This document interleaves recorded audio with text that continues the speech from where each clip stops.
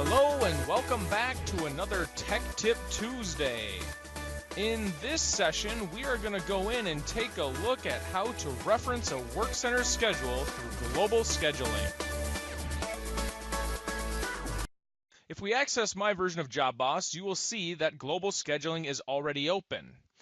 The reason I want to reference a schedule that's going through a specific Workcenter is because of maybe a few resource issues that I have come up with in my shop.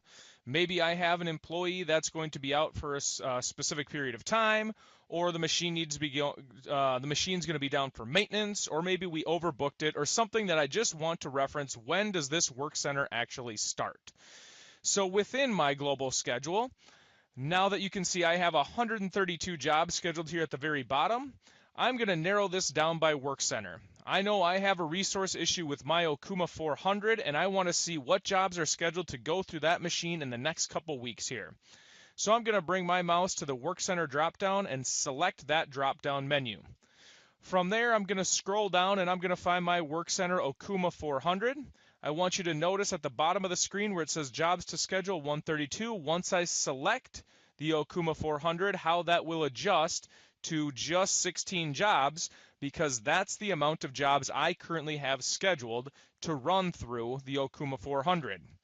The other thing I want to point out is that once you select a specific Workcenter, you now get a new column within Global Scheduling. And that column is called Operation Start or Op Start. So before I selected that Workcenter, if I go back to All, you will see that you no longer have that Op Start.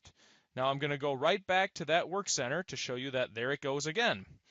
So what am I showing you here is I can see by selecting that Workcenter and having the Operation Start column become available, I have the ability to now sort this list based on the Operation Start by simply clicking on the column header here to bring my earliest operations up to the very top.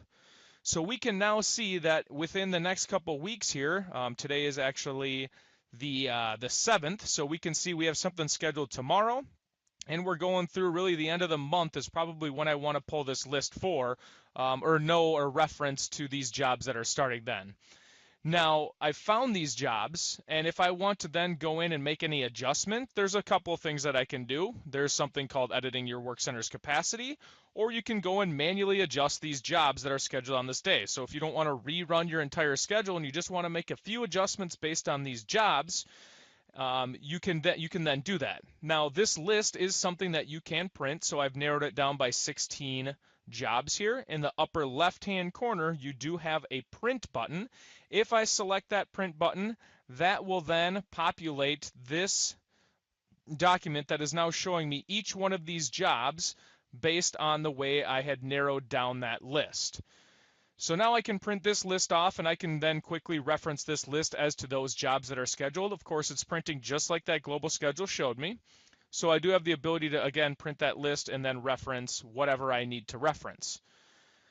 That is just one of many tricks that we have within our scheduling system.